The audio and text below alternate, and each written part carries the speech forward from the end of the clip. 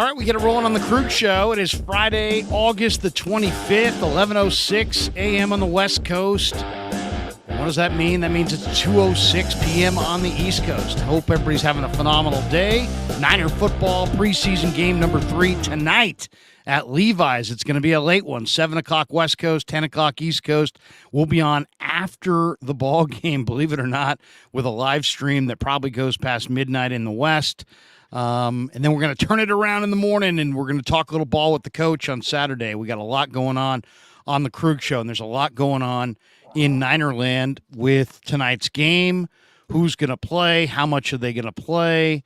What's the future of Trey Lance? What's the future of Jake Moody? What are the Niners going to do at quarterback, kicker, defensive line, offensive line, wide receiver, defensive back, the slot position? Lots of questions to answer. And who better to chop it up with on a Friday than our good friend Jack Hammer from the Santa Rosa Press-Democrat. And, of course, he's got his own YouTube channel. He puts out phenomenal content, and I would encourage everybody, like and subscribe here, like and subscribe on Jack's channel, and enjoy all of your 49er content from Mr. Hammer, who joins us. Jack, good to see you, man. How are you? I'm good. Good to see you too, Larry.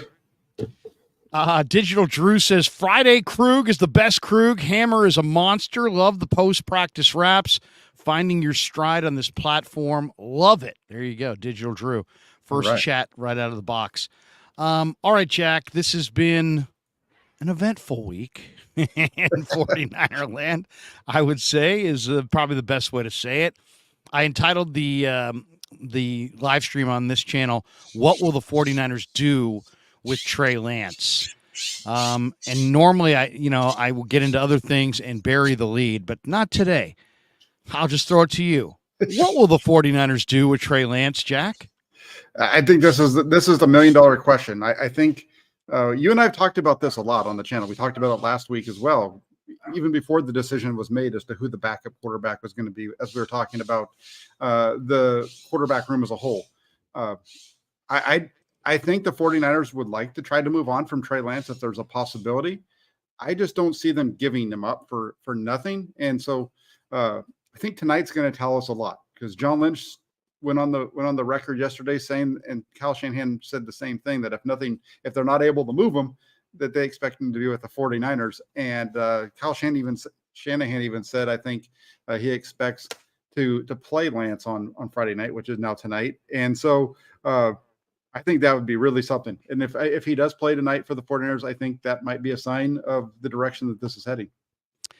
I think Purdy's going to play. I expect Darnold to play. Do you really expect Lance to play? I mean, I think, and where do you think the 49ers are? It sounds like they want to shop him, but they also don't want to give him away. And they're saying all the right things, but they're basically saying, hey, we love Trey. We want him here. But if somebody comes down the road and makes us an offer, we'll move him. I mean, am I summing that up correctly? Are you reading deeper into that? I think if they get something that's of value to them, they'll make the move. I'm with you. I would be very surprised to see Trey Lance take the field tonight, just with everything going on. If they're looking to shop him, what value does for Trey Lance playing in this game? What does it have, especially with everything going on? You're the number 3 quarterback. Everything is pointing to them moving on from you. They've chosen that it's going to be Brock Purdy's team. That's been evident all off season. But this is your time in San Francisco is coming to an end, regardless of what you're doing. And are you going to put yourself on the line for a preseason game to try to show everybody what you've already shown them through the first 2 games, to do it for the 3rd time? I would be shocked if he gets on the field. I would expect, like you said, I expect to see Brock Purdy for a couple series tonight, unless they have one really long drive. I would expect to see, obviously, I'd expect to see Sam Darnold, and I would think we're going to see Brandon Allen tonight as well. I think those are the 3. I don't think we're going to see Trey Lance if I had to make a bet. Now, the 49ers could release Trey Lance. That would be surprising because, when you think about what they gave up to get him, and he's only played four starts in the NFL. he's got a fully guaranteed contract since he was a first rounder. So it would cost $5.3 million in dead money to cut Lance. So I just don't see that as being an option. Trading him is obviously a lot more picturable, and the 49ers would save $3.8 million in cap space for the duration of his contract, but they wouldn't save over $1 million this season. If the 49ers do trade Lance, they're only going to save $940,000 this year. And so that's kind of the situation there.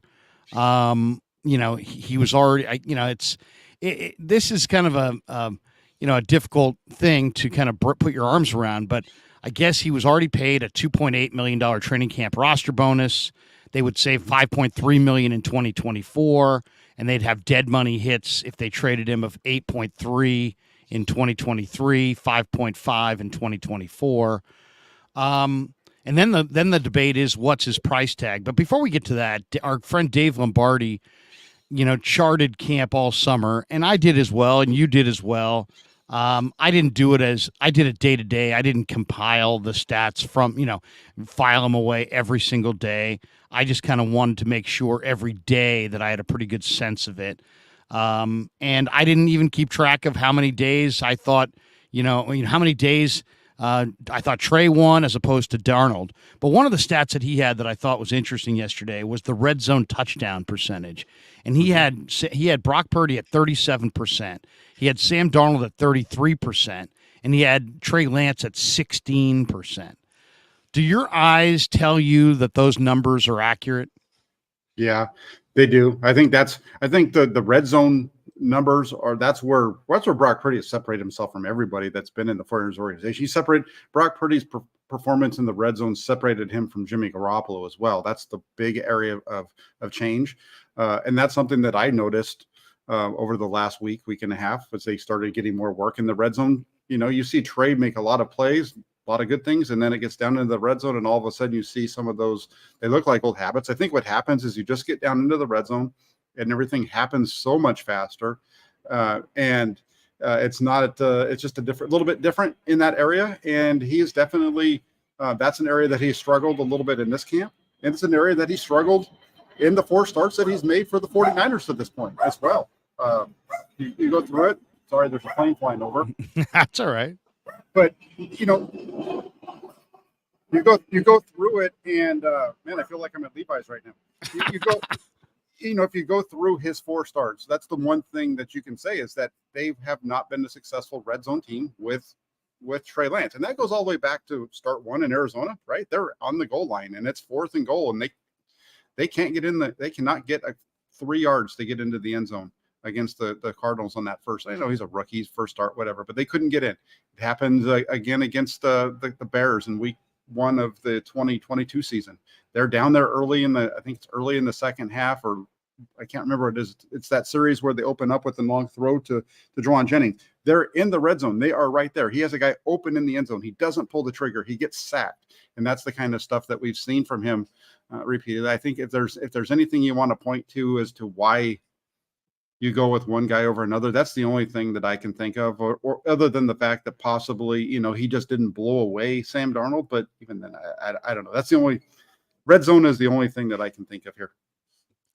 I saw something yesterday. A guy replied to me on Twitter that I thought was a very well, succinct but well written out tweet. He says, "Hey, I got it's at X20." Okay. And I have no idea who he is, but I was so good that I retweeted it. He said, "Hey, I got an idea.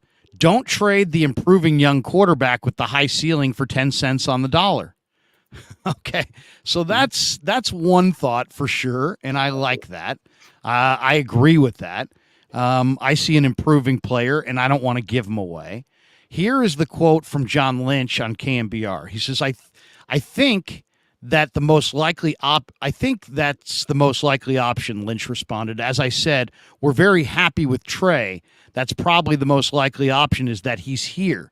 If we could find a landing spot for Trey that is a really good one for him and works for our organization, that's not something we will turn a blind eye to."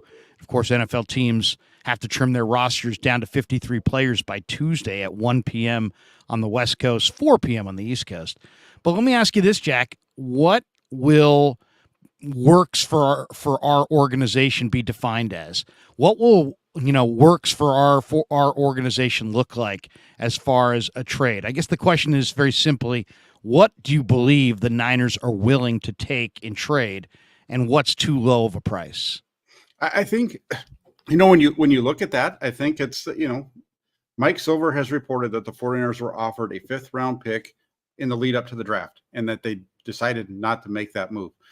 So I think right now the highest you're going to get for Trey Lance is a 5th round pick. I don't see a team coming to the 49ers saying, "Hey, we're going to sudden, we know we offered you a 5th round pick back in April, but you know what? Now we're going to give you a 4th." I don't see that. I don't see a team that's out there right now that's looking. I don't see a team out there that needs a quarterback enough to make that kind of move, especially one who is, I think, still on the develop path. I think he's still on the come up a little bit with that. So I just don't see it being. I don't see it being better than that. So I think they're going to. That's one of the reasons why, if you ask me, I think there's probably if I had to put a percentage on it, I think it's 55% that he stays with the 49ers, because at least to start the season, because they're not going to find what they're looking for. It's so interesting. Everybody's trying to speculate about, what's Kyle going to, what are the 49ers going to do? And it ultimately is about Kyle Shanahan. The buck stops with Kyle Shanahan. He's the highest paid guy. He's the head coach. The general manager was his handpicked general manager. He has, I think, final say on everything that there is. All things Niners, all roads of Ninerdom lead to Kyle Shanahan. Would you agree there? I do. Yeah, I think at the end of the day, he has the final say on what they're doing. Okay, so this I think we've shared before, but I think it's worth replaying. I retweeted it yesterday. This, there's so much out there right now, but the one guy who actually knows Kyle Shanahan is touchdown pass should have probably been. Is Joe Banner. And Joe Banner worked with Kyle Shanahan. We played this before, so this is nothing. This is not a new soundbite by any stretch. But I want you to hear this one more time from Joe Banner, because to me now, with the happenings of the week and all the talk about what's going to happen with Trey and what's Kyle going to do, what are the Niners going to do, to me this is more interesting today than on the 16th of August or 16th of August, 9 days ago when I first saw it. Here it is. And there is the quarterback situation in San Francisco. And we all saw Trey Lance start on Sunday in the preseason game. And if you just looked at the box score, you probably thought, wow, he had such a good game. But if you watched it, you saw that his touchdown pass should have probably been an interception. You saw that he was sacked 4 times. It was not really a great game for Trey Lance. Joe, Trey has been in these trade chatter all off season long. Brock Purdy is ahead of schedule. They signed Sam Darnold in free agency. Do you feel like Trey's future is in San Francisco? How should they handle all of this here with the regular season approaching in a couple of weeks? Yeah, so my answer is affected a lot by the fact that I worked with Kyle Shanahan. And he's obviously a really good coach. I worked with some really good offensive coordinators. He is as smart, if not smarter than any of them. But he's a very emotional guy, and he tends to be a fairly short-term thinker. And once you get in his doghouse, it's really hard to get out. But knowing the way Kyle is wired, it's really hard for me to picture how they could ever just get back into a really good, positive place supporting each other. So that leaves me with kind of a simplistic that if they could find another place and give Trey a chance to showcase what at least I thought he could be in the draft, and let Kyle make his bet on the other guys he hasn't watched on, because it's just very hard. Once he gets down on a player, it's just very hard to get him back into a place where he's really objective about it, and that's not going to be good for any player, but especially for a quarterback. And the reality is, there you go. I thought that was interesting when I heard it initially, but I think it's even more interesting now, Jack, from the standpoint of, that I think Joe probably pegged Kyle there, that he is kind of emotional and that he is a kind of a short-term thinker. And maybe the 49ers right now are getting caught in kind of an emotional short-term thought process. And not really thinking long term. And maybe it's Lynch's job to get involved here and be like, hey, let's think long term. Let's not just think short term on this. What do you think after you heard that 10 days ago, and now you're hearing it again? And to me, it was like, Joe's final line there was once Kyle kind of turns on a guy and you get in that doghouse. And I don't know if even the Niners would admit that Trey's in their doghouse, but it seems that he is. He's clearly not the favored son at this point. Is there anything that can change that? And Banner, who knows Kyle, seemed to think no. Once you're there, it's very impossible, very hard, if not impossible, to get him to kind of be objective on that situation going forward. What do you think watching that today? You have to think back to some of the previous guys who've been in this situation. Brandon Ayuk was there in 2020. Was it 2021? At the start of that season, start of his second year, he'd come in and it seemed like he was a little bit in the doghouse, wasn't getting the opportunities early in that season. And then after a few weeks of the regular season, things kind of turned around. So he was there. He got out of it. I think Deebo Samuel was maybe a little bit in that doghouse going into this offseason, which is why, we've heard about the meetings and Deebo's talked about how poor he felt he played last season. I think you can get out of the doghouse if you can go out and you play at a high level and you make plays and you do those types of things. In terms of being a short-term thinker and those types of things, I don't know. I see Trey Lance as a guy who I agree with you. I wouldn't move off of Trey Lance. I think Trey Lance is a guy that should be kept here.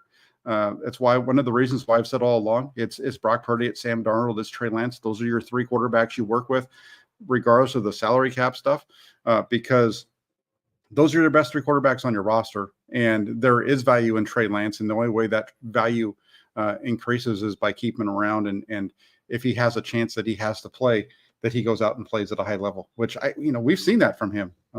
But as far as a short-term thinker, as far as a guy that keeps guys in the doghouse, that turns on you and you can't change his mind, I don't see that. I don't see that. I think there's guys that have been there, that have gotten their way out by doing what he's asked of them and being able to take control and play good enough to get out.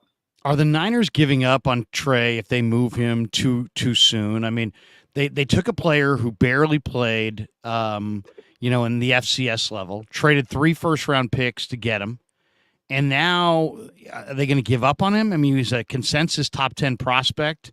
He's only made 4 or 5 starts in the NFL. And you look at their track record. They signed Hoyer and Matt Barkley over re-signing Kaepernick at quarterback initially. Then they chose not to handicap the quarterbacks in that first draft, and they passed on basically Patrick Mahomes and Deshaun Watson because Kirk Cousins was out there and he was slated to be a free agent in a year, and instead, they wound up taking Solomon Thomas and then drafting C.J. Beathard in the 3rd round. And then, of course, they traded for and extended Jimmy Garoppolo, and just a couple seasons later, they decided to stick with Garoppolo when they had a chance at Tom Brady, and then they traded 3 first-round picks and a 3rd for Lance, and they passed on, Fields and Jones at the time. That's been their track record of evaluating the quarterback position, even despite their success, is not spectacular. Do you think if they moved off of him here, it would be premature? Yeah, I do. I think it's premature to move off of him now. I think just to kind of go through everything you said there, that's one of the main problems that a lot of people had with Trey Lance entering that draft is there were some good things on tape. There was, he's got the traits and there was good things, but this is a guy who threw the ball 99 times in high school. At the time of the draft, had thrown the ball, I think, 318 times in college. So he had hardly any throws from the time he really became a quarterback at any kind of a level beyond Pop Warner, right? Look at those numbers. And that was the big thing is it's going to take him time to play. He's going to have to figure it out, and they're going to have patience with him. And they have. Now in terms, and I can get back to that in a second, but because they've had patience with him. Let me just wrap that up right now. They've had patience with him. They gave him an opportunity to win the job as a rookie. there was a competition. There was a competition between Jimmy Garoppolo. I know that Kyle Shanahan said prior to the start of training camp there wasn't going to be any competition. That was him trying to keep the pressure off of everybody. They went ahead. The way you know there was a competition is when they went down to play the Chargers, when they went down there for that joint practice. That is right before that is when John Lynch had talked about how Lance was pushing Garoppolo. They lot of one reps for Lance down in those joint practices. And then when they got to the game, it was Jimmy Garoppolo and Trey Lance flip-flopping series because they wanted to see them both work with the starters because it was a competition. It didn't work out the way that the Flyers were hoping because Trey Lance didn't go out and look better than Jimmy Garoppolo. They both looked bad in that game against the Chargers, if you remember. And then you get to the following week and it's the Raiders. And that's when the 49ers start to do they're continuing to try to get Trey Lance onto the field because now they're going to do the 2 quarterback system, right? Well, then what happens in the game? They're doing the 2 quarterback system. Trey Lance makes a throw, hits a helmet, breaks his finger. I mean, we can go through the whole thing. They gave him opportunities. They gave him the keys to the team last season. He lasted less than 5 quarters. So it just hasn't worked out. They've given him opportunities. And then, we know what happened with Brock Purdy. In terms of these other guys and evaluating the quarterback position as a whole, should they have gone after Patrick Mahomes? In hindsight, absolutely. But the 49ers were taking over a team. They felt like what they needed to do first was to build the rest of the roster instead of building, going with a quarterback. They felt like there was bigger needs and they get their quarterback in year 2. If it was Kirk Cousins and he was the target, well, they had somebody that fell into their lap. They got Jimmy Garoppolo, and Jimmy Garoppolo was good for them when he played. He won a lot of games as a quarterback of the 49ers. The problem with Jimmy Garoppolo is he couldn't stay healthy, and he also cost a lot of money. And because he couldn't stay healthy and they were losing seasons as a result, they decided in 2020, going into 2021, they were going to go after a quarterback. They failed to get Matthew Stafford. They failed to, the whole thing went wrong with Deshaun Watson. So they went out and they got a rookie quarterback and they decided that was their pivot. And it just hasn't worked out. And to say that the 49ers can't evaluate the quarterback position, well, they got lucky with Brock Purdy, and he was nearly the offensive rookie of the year last year. Yeah, I mean, it's a little too simplistic to say that they can't evaluate, quarterbacks, because it's just you look at the situation and they obviously got Brock Purdy. So, I mean, on some level, they evaluated that correctly. Rap Sheet, Ian Rappaport, who, the other thing that I find amusing is, all these people have been saying all year, all summer, all spring, I should say, that Sam Darnold was going to be the guy, and every single time, and that Trey was going to be either the backup or moved on, and every single time the Lance fans just wanted to discredit anybody who said it. Mark Schlereth, what does he know? He's just a former offensive lineman. Mike Florio, he got them. He thought they were taking Mac Jones. Ian Rappaport never is right. Adam Schefter. What does Schefter know? I actually heard people idiotically saying, Schefter's doing this. He's putting this out for clicks. It's like, dude, he works for the NFL. He's going to get clicks no matter what. He's not putting this out for clicks. But people just, they killed the messenger all summer because they didn't like the message. Now Rap Sheet just went on the radio yesterday. He said, it's just really hard to trade him, talking about Trey Lance. Not impossible, but really hard. And he went on to say again, they've made calls. They've tried to do what they could do, but it's just hard to trade him. He's guaranteed $5.3 million this season, which seems to be a holdup in any deal. The NFL insider has explained that that's not a lot of money for a backup quarterback, but what if Lance doesn't win the backup job, as he didn't with the Niners? Then that's a lot of money to commit to anybody, even as the third-string quarterback. Lance could potentially remain on the roster. Shanahan said it's a possibility. Lynch has both come out publicly and said it's a possibility. It's just kind of weird. I mean, Shanahan was asked about his expectation if Lance will be on the roster, and this is what he said. I'm really hoping so. I mean, this isn't a thing that we're giving up on Trey. I really hope when it's said and done with all these guys are here, and you never know then what's going to come up we needed 4 guys last year. It doesn't happen much, but if we can have Trey as an option here, I would feel extremely happy about that. And I think the other quarterbacks in our room would, and I think our team would. And then Lynch, in a separate interview, said, I think the most likely, he was asked about the trade. He says, I think that's the most likely option, or about Trey being on the roster, said, I think that's the most likely option. As I said, we're very happy with Trey. That's probably the most likely option, is that he's here.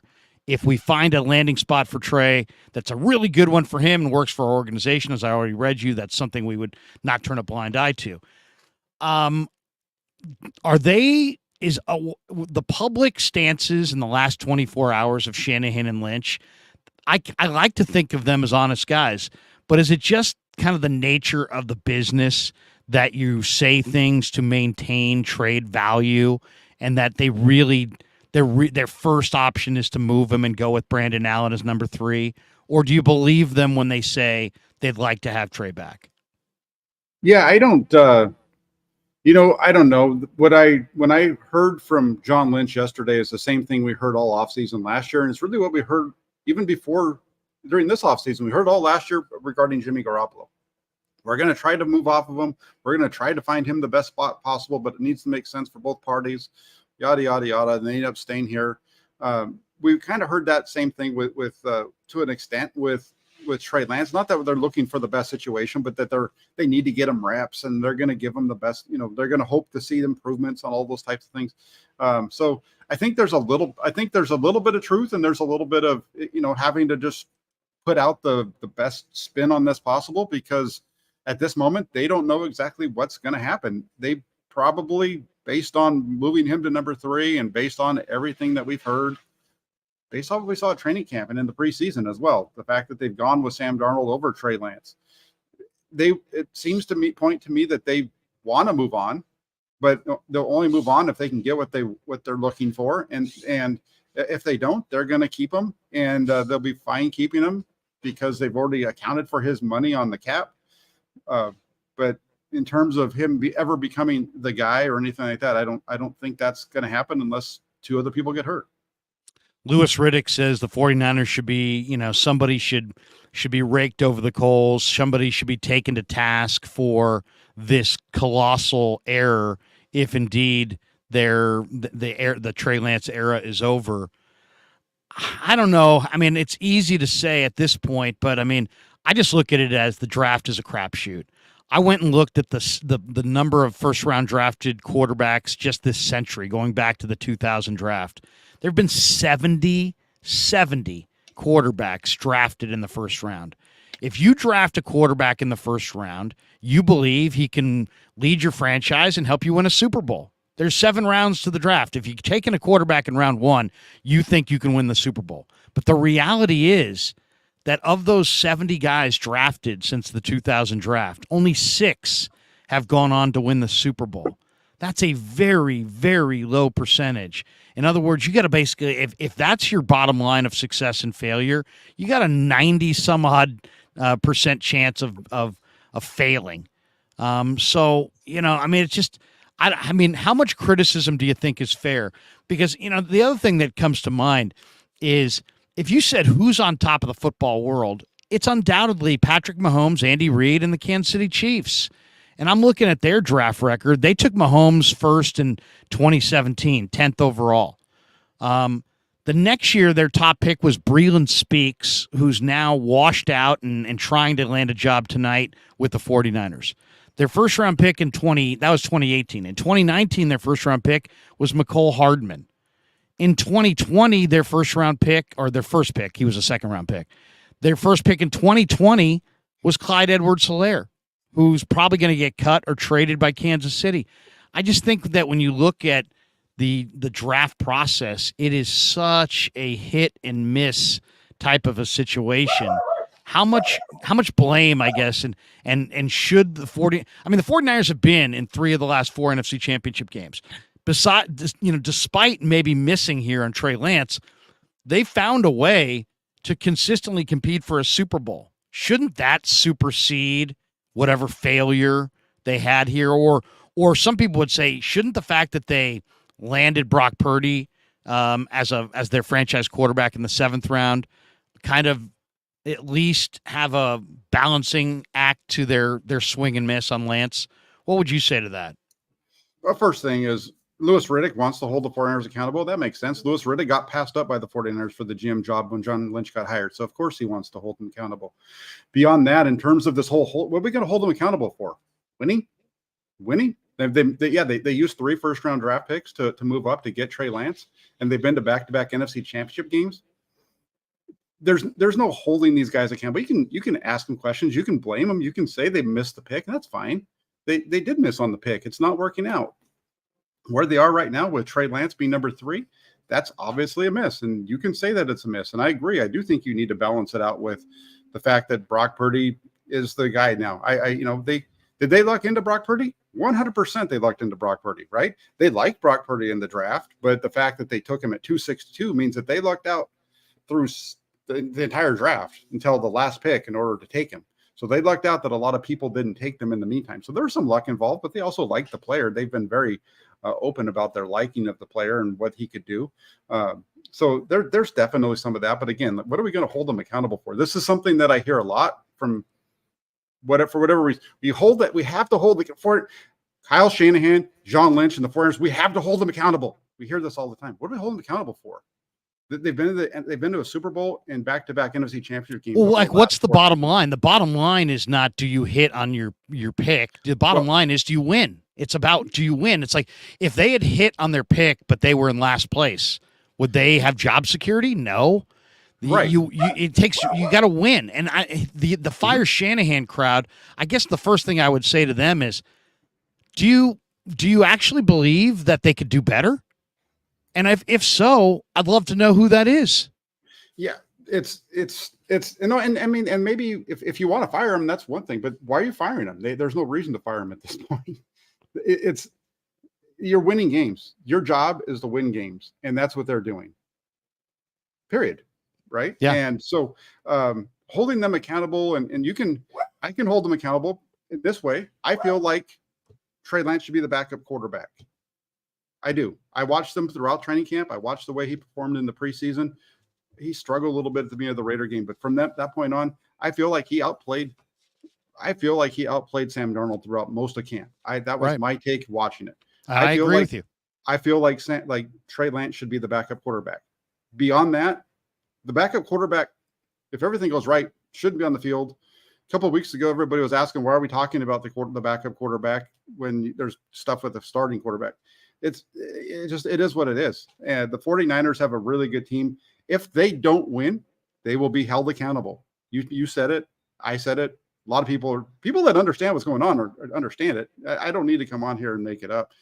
There's no reason to hold them accountable for. What are we going to hold them accountable for? There's a super chat in there. If you could pull up that super chat from Randall, I want to address that one. I think this is from Randall. He says criticism for spending 3 first-round picks and having that quarterback play 4 starts. Yeah, and it's a good. I mean, and I see this a lot. Criticism for spending 3 first-round picks and having that guy play 4 starts. Okay, well, why did he only make 4 starts? Do you want to go through it? Do you want to have an honest discussion about why he only had 4 starts? Because if you do, it's this: he couldn't beat out Jimmy Garoppolo. Number one, he got the start against Arizona. What happened in that start against Arizona? He got hurt. So if you listen to Kyle Shanahan after that Arizona game, there was conversations. He made comments to the press about how he wanted to have Trey Lance continue on, that he liked what he saw in that start, and it would have been good to have him play in the next game against Indianapolis. But he was injured. They couldn't play him because he had a hurt knee. So what did they have to do? They had to rush back Jimmy Garoppolo, right?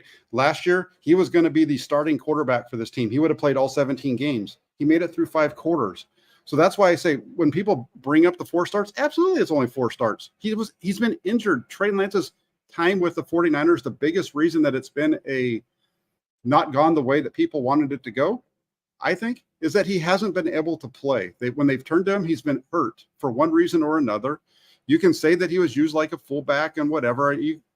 Trey Lance was used the same way for the 49ers as Jalen Hurts is used for the Philadelphia Eagles, as Josh Allen is used for the Buffalo Bills. Hell, as Daniel Jones is used for the New York Giants. And it hasn't worked out for one reason or another. And that's the reason why he's only made 4 starts, is he hasn't been healthy. Because he would have a lot more than 4 starts. He'd have like what, 4 plus another 15. So he would have had 19 starts if he had stayed healthy. Right. Not to mention, I mean, you can evaluate a quarterback in a meeting. You can evaluate a quarterback in a practice. You can evaluate a quarterback in a walkthrough. There's other ways. It's not just starts. I mean, Kyle Shanahan knows a lot about football. He's paid a lot of money to make these evaluations. And I'm not saying he's right. And if they move off of him, it would not be something that I would agree with. And I'm not alone. Jack feels the same way. I just read a thing the other day from Ian Williams, former Niner defensive lineman. He says it's premature. It's premature to move off of this guy at this point.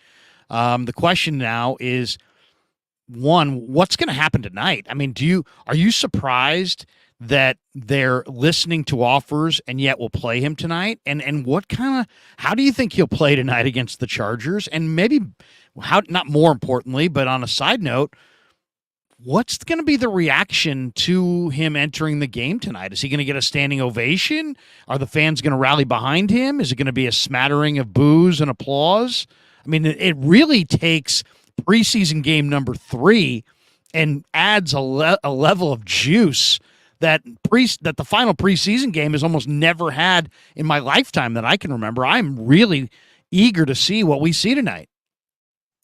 If Trey Lance is dressed and he touches the field at Levi Stadium, the place will go crazy. It will erupt. If he is dressed, from the moment he runs on the field for warmups, they're going to be cheering. They're going to be screaming for him. The moment that he does anything, steps onto the field, they're going to be cheering for him. The moment that Sam Darnold steps on the field, they're going to be booing him, because that's at least I feel that that's what's going to happen. People really like Trey Lance. I get it. Trey Lance was the hope. That's all. That's what he represented. He was sold as the future. Yes. And, unfortunately the future just hasn't worked out. And again, I would go with him as the number 2. It's hard for me to argue why he is the number 3. So I know. Well, we see it the same way then. Yeah. Is he great in the red zone in short areas? No. Is he inconsistent? Yes. But I also see inconsistencies in Darnold, and I think there's higher ceiling with Lance, despite the fact that I think Darnold potentially can play the best NFL football he's ever played here in San Francisco. I still think Lance has higher potential, and that's just my opinion. I mean, Jordan Schultz has spoken to several NFL executives, Jack, about Lance's current trade value. He's being told that a day 3 pick is probably about right, but wouldn't be surprised if something more enticing was offered. He tweeted out, one assistant general manager noted that he wasn't convinced the 49ers will actually pull the trigger unless they received more. The executive said of Trey Lance, he's just too talented to just give away. I'm in that camp. There's no way I'm giving away Trey Lance because, as Colin Cowherd said, he's a distraction. Let me ask you that. One, do you really believe that it would be, well, I mean, it's not that hard to picture, but do you think it would be a distraction? Do you think the 49ers are fearing the weekly distraction of having Trey be the number 3 guy? Of being the number 3 guy, I think there's more of a distraction than him being the number 2 guy. I think the number 2 guy is I don't think you have the distraction. I think if he comes out and he's the number 2 guy, that's a positive. The distraction would be then, as soon as Brock Purdy loses a game, everybody's going to lose their mind, and it's going to be, the shit show that we've seen all offseason, right? The moment there was a lot of people that do what we do that really were positive on Trey Lance, on Brock Purdy, until Brock Purdy lost in the NFC Championship game, and all of a sudden, they flipped because they started showing what they really felt. And I think that's what happen here. There is a distraction element to Trey Lance, and it's not Trey's fault. It's driven by people who have large platforms who have been pumping him up all along with the fact that he was the hope when they brought him. And so people want to see what he is. And that's unfortunate. I think for the Flyers, the one thing I will say about it is it a distraction? It's a distraction, I think, more outside of the building than it is inside. Because inside, I think they're a pretty smart group in terms of the guys that are on that 53. they just go out and do their jobs. I think that's why it was funny when on Thursday when they send Javon Hargrave up to the podium and he's like, I wasn't even at practice today. I don't even know what the heck you guys are talking about, And Fred Warner's like, I showed up and I had looked out. All of a sudden, I see 3 quarterbacks. I'm like, whoa, what's going on over there? I would have liked to, not to interrupt you, I would have liked to have seen Lynch or Shanahan there, but I'm not going to rake them for that because I don't think you talk in the midst of negotiations.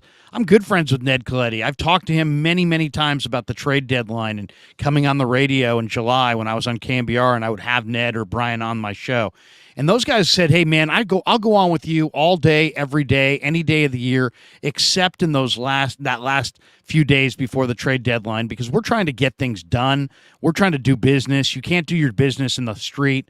You've got to make sure that you play your cards close to the vest. I know it looked bad. I think I would have liked to have seen Lynch or Shanahan up on that podium, but the reality is I would ask questions, you would ask questions, Grant would ask questions, and they would have been going into neighborhoods of discussion that they didn't want to go into in the midst of a trade situation. So I know it was a bad look and the optics weren't strong, but I think that you got to give them a pass on that simply from the stand. I don't know that I like the fact that the players had to answer for it. Maybe there should have been somebody who came out and said something or some official statement that they could hang their hat on.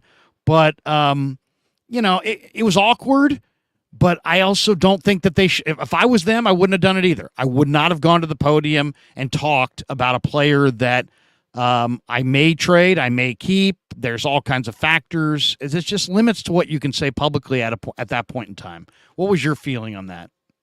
I disagree with the standpoint that they were fine going on the radio, right? They were fine going on the radio where they could control what was being asked, and they knew they weren't going to get anything that was pointed. The questions they were going to get, and I'm not ripping the guys on the radio, but they're they're partners and it's a contractual situation. Yeah, it's a little bit different. It's just a different situation. They were fine with giving them the time. They knew what was going on. They knew that this was going to be an issue before we hit the practice field, Larry.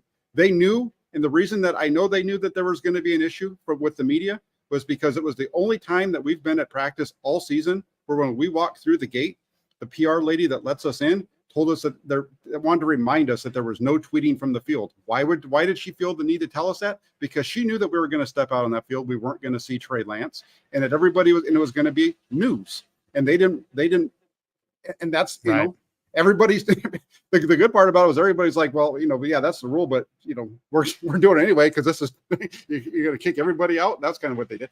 And also in that practice, John Lynch motioned over to the head of PR, Corey Rush, and they did consult out on the field, and maybe some thoughts were expressed there about how to handle this. And the football side typically takes the lead from the PR side. Corey is not going to dictate to John Lynch how he's going to handle this. It's going to go the other way around. Yeah, they totally could have had, if they wanted to have a couple of players come to the podium, they could have had a couple of guys come to the podium. They totally could have said, hey guys, John Lynch and Kyle Shanahan are going to talk to you at 3:00, whatever. And in the meantime, they could have sent players to the podium, and that would have been totally different because instead of asking the players, we still probably would have asked them a couple of questions about it, but I think it would have been different. And the fact that they just didn't send them to him at all, and the first time that they're going to see him tonight, Kyle Shanahan's going to get done with a game at 10:00 tonight. I would be surprised if the first question has anything to do with what had happened for the 3 hours prior to him taking the podium, because the first question and every question should be about the quarterback position until he leaves the podium, because that's the story that's happening right now, unless there's an injury that they have to discuss. Is it possible that, I think Trey Lance has got a future, okay, and I think I know something about football, but I could be wrong, and I've been wrong before. I used to have a saying at the end of my radio show, Jack, often wrong, seldom in doubt, right? Right. Often wrong, seldom in doubt. Dan, are you familiar with Daniel Kelly? Are you talking about the guy that's the former New York Jets scout or whatever? Or former Jets scout okay. That now, works for Draft Diamonds. And he had written this thing. This was a while back. This was This was a while back. I mean, Real quick, I got to stop you. Daniel Kelly's an idiot. He is an You know, idiot. Daniel Kelly is the biggest idiot that I've ever seen on 49ers Twitter. This is a guy that got hired to do some write-ups for Sports Illustrated that had to get fired because of how bad he was at what he was doing for them. I understand. I'm sorry, I had to cut you off. no, but I don't know him. No, he's there's a reason why he only lasted for about 3 articles with the 49ers Sports Illustrated page. And it wasn't because they disagreed with him. They're fine with having somebody disagree with them. It was just over the top criticism. He has been we had a conversation, I think last week, about all the negativity on a national level. When you talk about like the hate, quote, hate of Trey Lance, Daniel Kelly is one of those guys. Daniel Kelly is a guy who Didn't like Trey Lance. We're wasting oxygen talking about Daniel Kelly. Okay. So you don't, even though he was a scout, you don't put any credence into the fact that he years ago basically said that this was one of the worst. Basically, he said any GM considering Trey Lance in the first round should be fired on the spot. No, hey, he's entitled to the opinion, and I can see where he's coming from on that, what have you. I think we need to do a little bit more digging in terms of him being a scout with the Jets if we really get into it. Okay, I think that's fair. He panned the pick though, right? I mean, and sure. I don't, he didn't like the pick, and he called him a poor man's version of Donovan McNabb. He said that he thinks he has average arm strength. He said there's a reason that he wasn't recruited by big time programs. There's a reason why they didn't come back and have him transfer after his breakout season of 2019. He compared him to Jason Campbell, except with less arm strength. I don't know. It's interesting. It's like, and I don't know that much about Kelly, but it is interesting that there were people on the record saying, you know what, we don't think Trey's that great. I was on the record with saying that, with coming up with the questions of Trey Lance, it's one of the reasons why people to this day, there are certain folks on Twitter who will call me racist because I wasn't the biggest Trey Lance guy when he came out. I felt like Mac Jones was a better quarterback than Trey Lance coming out. I felt like there were some really nice things to like on Trey Lance. But what concerned me was the lack of throws, the lack of playing time, the fact that he rarely played into the fourth quarter. There was very few times where he actually was in a situation where he had to make plays at the end of a game to win. I don't think he ever was at a position where he had to make a play. You look at his time in North Dakota State, the only time they trailed in the fourth quarter, they trailed for about a minute and a half of one of their games. They scored a touchdown and they took the lead and they were ahead the rest of the way. So the question, and who was it? I think it was either Rap Sheet or Albert Breer. One of the guys, I think from NFL Network, put out a tweet that showed the scouting reports on Trey Lance at the time, and there were some that were really negative. There was a lot of question marks on Trey Lance. This is a guy who just didn't have much playing time, and you hit on something there in terms of him not transferring after 2019 when COVID hit. I think one of the biggest problems with Trey Lance is I think that he should have stayed in college. If he had stayed in college and come out when he was ready to come out, when his eligibility was up, he was on the same track as Dorian Thompson-Robinson. And I think having more playing time would have helped him out, come into the NFL with a better opportunity for success. Yeah, no, I totally agree with you. Let's hit some topics as well. Today, the 49ers announced that Jake Moody has a strained right quad. He will not play tonight. He's listed as day-to-day. Zane Gonzalez will kick instead. Are the 49ers, in your mind, prepping for, they're maybe hedging on Jake Moody, who was their third-round pick, and are going to use this quad as a way to put him maybe on IR, go with the veteran, or go with the veteran Zane Gonzalez, or even call back Robbie Gould in the 11th hour? Who's going to be kicking week one at Heinz Field? Is it going to be Jake Moody, Zane Gonzalez, Robbie Gould? What do you think? It's going to be Jake Moody. This is a nice way for them to slide in Zane Gonzalez, give him the spotlight for a change, take it off of Jake Moody. You've been on this one there. Maybe they can trade him, right? And so there's no doubt in my mind that Zane Gonzalez would fetch a 7th round pick because he's a veteran kicker who's doing an incredible job in this camp. Yeah, so let him go out, let him showcase that tonight. Hey, if you get to the 35, I saw somebody on Twitter said this, you to the 35, kick a field goal.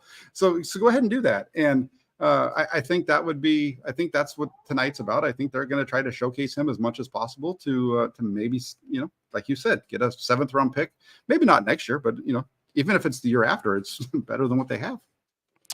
I kind of think there's a chance we may see Robbie Gould back. I know that sounds wild, but I could see them showcasing Gonzalez, trading Gonzalez, signing Gould, and putting Moody on the IR, stashing him. I could see that. Okay. That's. I don't know if it's going to happen. Carlos says Moody will end up on the IR. Big ass whiff. Gould will be back soon on this team soon. Okay, so he sees it the same way I see it. We'll see. We'll see about that. What's on the line tonight, Jack, as far as jobs? When you really look at we've all done our 53-man projections. Give me a couple spots that you're like, okay, I'm going to be honing in on the binoculars tonight on these guys because this is what's really on the line tonight. Yeah, I think when you're looking at that, it's nickel corner has been a big the spotlight's been kind of shining on that since the Raider game, especially with the way the 49ers handled it and what we've seen at practice in terms of other guys working with that starting defense inside. So I think there's a big spotlight tonight on Isaiah Oliver if and when he gets on the field, how he performs, because I do think that's a big thing to take a look at. Another one is the offensive line. You know who the first 5 are, who's going to be the next 3. I think John Feliciano is as solid as possible in terms of making the roster. I think Nick Zakelj is as well. I think we saw that by the fact that he took over at left guard when Aaron Banks left practice a couple days ago. But who's the other guy? Who's going to be their swing tackle? Is it going to be Matt Pryor? Is it going to be Jalen Moore? Chris Furster didn't sound very much like he knew exactly what was going to happen there. So I think if it's internal, not to interrupt you, if it's internal, I would say John Feliciano's, Nick Zakelj, and Ilm Manning are my 3 backup linemen. I'm going with 8 guys on the roster. I like Ilm Manning more than Alfredo, more than Leroy Watson, much more than Matt Pryor, more than Jalen Moore. I like Ilm Manning more than those guys. Now, I think I would look for a trade and a swing tackle from maybe a different organization. Lael Collins, Deontay Smith, 2 guys that I'm kind of advocating for. But if they can't make a deal and they're going to go in-house, I'm going Feliciano, Zakelj, and Ilm Manning. And Ilm's my backup at left tackle. Yeah, I don't think Manning makes it. I think it's going to be one of the others. I don't think that I think they like him. But I don't think he's at a point where they feel like they want to have him be a guy that's going to have to come on. If they can get him onto their practice squad, I think that's how he stays with the team. I don't see him as a guy that's going to make the 53. I can be completely wrong on that. We'll see how that plays out. But that's a spot that I'm paying attention to. The Matt Pryor, Jalen Moore thing is interesting because Pryor's only played one side. Moore, we know, can play both sides.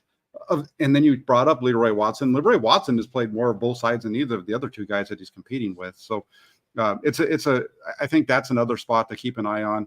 And then the defensive line, what happens in the interior of that defensive line? Because there's some guys that are really pushing for spots there. I think Spencer Wage's had a good camp. He started off really strong. I think he's kind of plateaued a little bit, but at the same time, he's been given some opportunities to play further up in the depth chart during practice, and he's holding his own inside there. Is Kevin Gibbons is a guy they really like? Is there a possibility that he's going to get pushed? So really, that defensive line, I think, holds a lot of keys to this team because of how many are you going to keep there? And that's where it's, do you decide that you can go with maybe one less because Javon Hargrave and Eric Armstead are guys that play a high percentage of snaps every year, so you're not going to have to get as much from your backup. So I think that interior defensive line is another spot to keep an eye on. And then the linebacker spot, everybody needs to watch that group because the linebacker group is, especially the rookies, Jalen Graham and D. Winters are playing very well. Okay, Ayuk, Debo, Jennings, and Bell. Let's say those are your top 4 wide receivers, and you're going to keep 5. Who's your 5th? I mean, you got to keep Ray or Danny Gray most likely anyway through the cut down, right? Because then you're going to put one of those guys on IR. So then it's like you might have to keep 6 wide receivers through because those guys might have to, you might have to waive a guy and re-sign him. I mean, is it Tay Martin? Is it Chris Conley? Is it Willie Snead? Is it Anthony Miller? Who's going to be the 5th wide receiver if Danny Gray and Ray are both hurt to start the year? Yeah, so I think I think the way that you just laid it out is how I'm thinking. They're going to have to keep 6 to start with because they're not going to waive or IR Ray McLeod or Danny Gray. Danny Gray. They're not going to waive or IR them. So they're going to have to carry 6 early on so that they can have 4 active. I would say you can. One of the things you got to weigh here is Willie Snead is a guy I think you can keep on your practice squad. I think he did that for you last year. I think he's a guy that you can do this year, and that's going to get you through some of the early portion of the year. Same thing. Now Tay Martin was that guy last year as well. Is Chris? So it's what I'm saying. So they're not going to be on the 53. They're going to be on the practice squad. Willie Snead's a guy that you can get there. I think Tay Martin's a guy that you can get there. Chris Conley, I'm not sure if he's going to want to go that direction. Tay Martin's really come on. He looks great. He's been a pretty good player for the 49ers this offseason and during training camp. I think Chris Conley has as well. And Snead's more of a special teams guy too for him. So that's where this is tough because I think it's probably based on what I've seen, Tay Martin, who should be the 5th wide receiver. But I asked Kyle Shanahan the other day a question for a distinct reason. I said, do teams defend you differently if you don't have that wide receiver that has the kind of speed that can blow by? And he didn't hesitate. He's like, absolutely.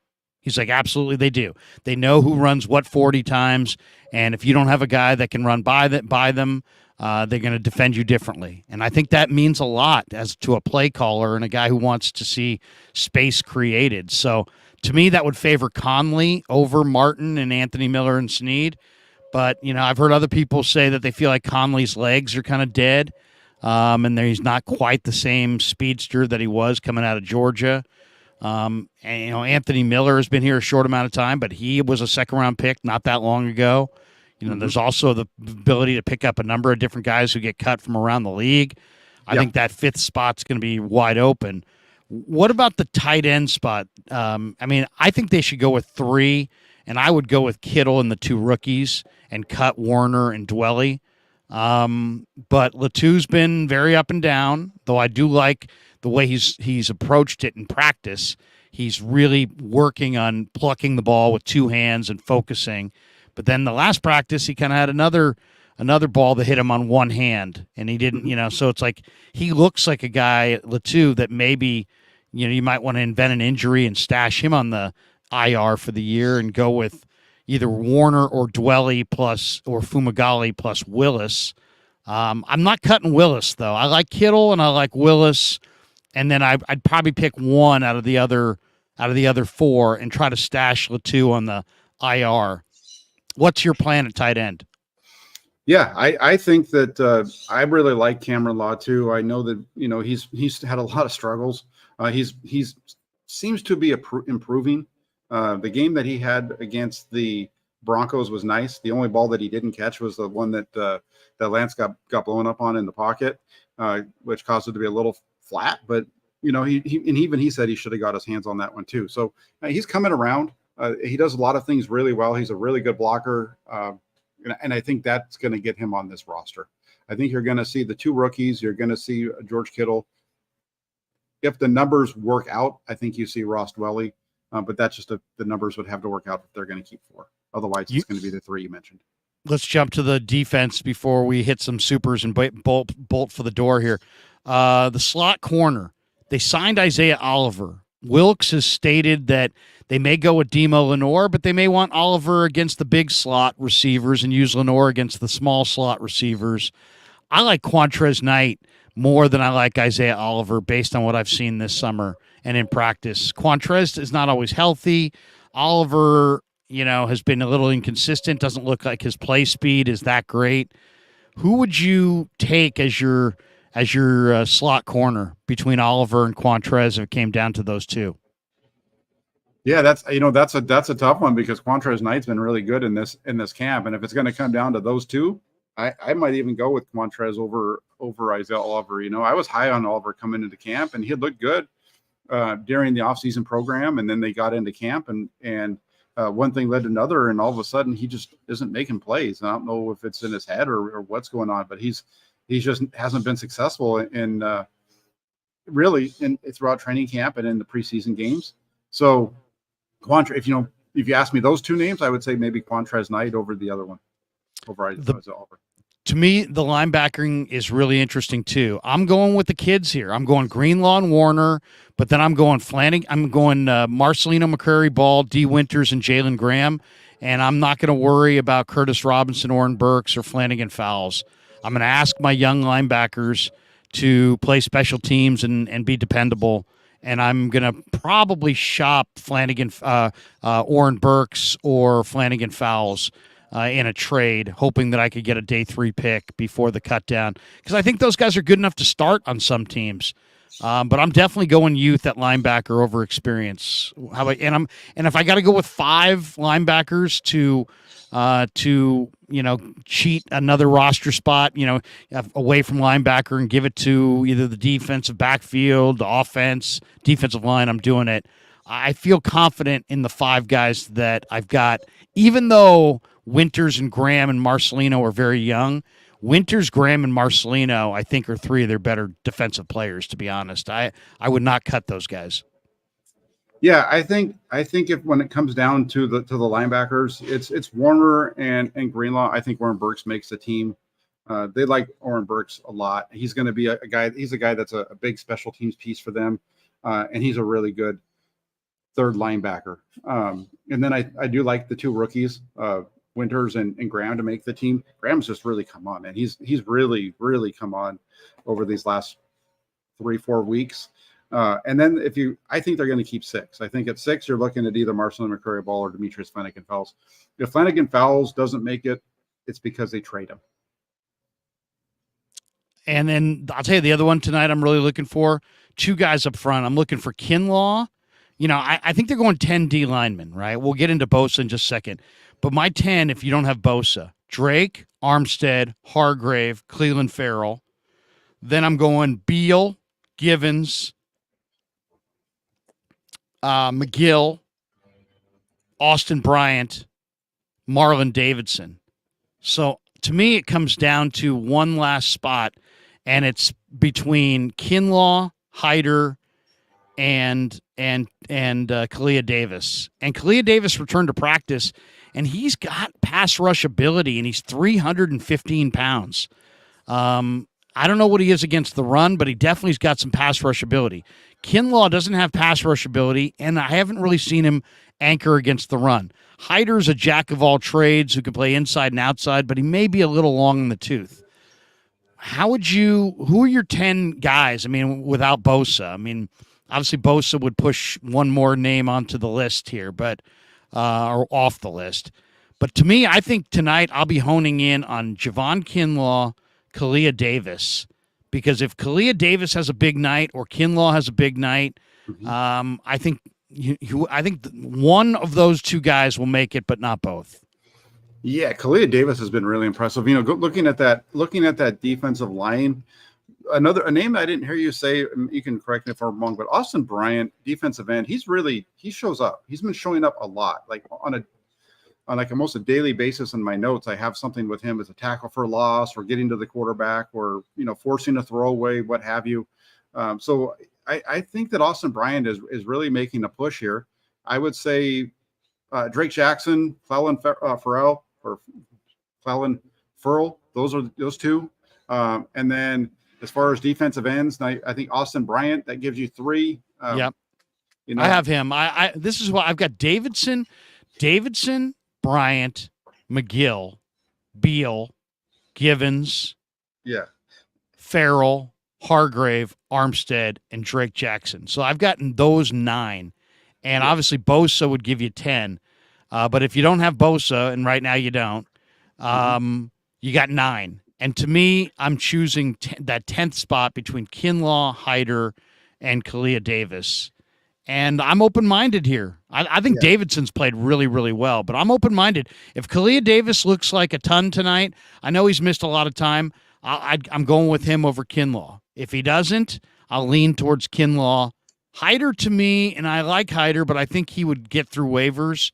And I also think that, he could be put on the practice squad as a veteran. I don't want to. I don't know. Kinlaw hasn't shown me a lot. I got to be honest, but I'm looking for Kinlaw tonight and Kalia Davis. Yeah, I hear where you're going with that one. Kalia Davis is the guy who we haven't seen much of, but damn, he made an impression this week when he got back on the field. There was one run up the middle. He just flattened the guy, basically with an arm. It looked like he knocked him on his ass. I think Kalia Davis is right there. And I think, you're talking about Javon Kinlaw. I think a case can be made for Kevin Givens maybe being on the bubble right here, especially with how good, when I've watched them play against the Raiders and I watched the game last week against the Broncos, Kevin Givens has been getting pushed around along the defensive line quite often in the run game. And so that's the only reason why. I mean, he's been a really good player for him. He's a little undersized when it comes to that spot. I think Kalia Davis is a guy that they need to make a decision on. They have just so many. When you look at that group, Marlon Davidson's a guy who I think is a veteran that has really shown well. T.Y. McGill is a guy that's a veteran who's made plays and made big plays for him last year in the regular season. A little bit more of a run stuffing kind of a defensive tackle, but that's a really good call on your part that is going to be a tight race. I think that whole defensive line outside of maybe Ladarius Hamilton and Breland Speaks, the other 12, the two that don't make it out of the other 12, that's a tough call because Kerry Hyder, he's done well at times and has inside-outside versatility. Great motor. Yeah, and Robert Beal Jr., who we haven't seen. That's the guy, Robert Beal Jr., the 5th-round pick. We haven't seen anything out of him yet. Right. I saw him beat Trent Williams for a sack in practice, but yeah, you're right. And he's been hurt a ton. He's got a hamstring. I mean, I don't know. Maybe they IR him, but and there's also the chance that they look outside. I mean, I think there's a very good chance that somebody on the outside could be coming in here to outside of Bosa to help their defensive end mix. And who knows if they move Trey Lance and they get a player back, maybe that player's a defensive lineman. There's been a lot of speculation about Trey going to Minnesota. Minnesota's got DJ Wanham. Minnesota's got Patrick Jones. Everybody talking about, their star defensive end, but they're probably not going to move him. But I could see DJ Wanham. I could see DJ Wanham being a rotation defensive end. Maybe Trey winds up in a deal going to Minnesota for DJ Wanham and a pick or two. I could see that. They're pretty deep at defensive end in Minnesota, and Wanham was really good at South Carolina. I could see him. He hasn't necessarily been awesome in the pros, but he's a long arm, 6'6", defensive end that can play in a rotation. I could see that. Let's hit some of these super chats before we bolt here.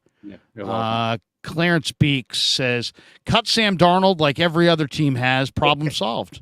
There you go. There you go. Clarence Beeks. Thank you, Clarence. Ron Holder, Larry, what the fuck is going on with Nick Bosa? I'm now nervous.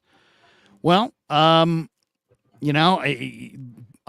didn't expect Bosa to play in the preseason. I'm not worried that he hasn't played in the preseason.